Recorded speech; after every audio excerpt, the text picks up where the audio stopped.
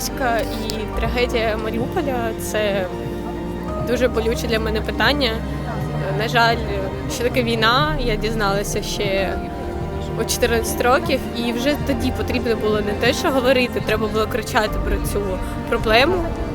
Але зараз хлопці з Маріуполя боронять не тільки Схід, вони є найбільшим форпостом України, вони боронять життя кожного з нас. Про це не можна мовчати. Хлопці, тримайтеся, ми з вами і віримо, що наступне Євробачення ми зустрінемо у Маріуполі.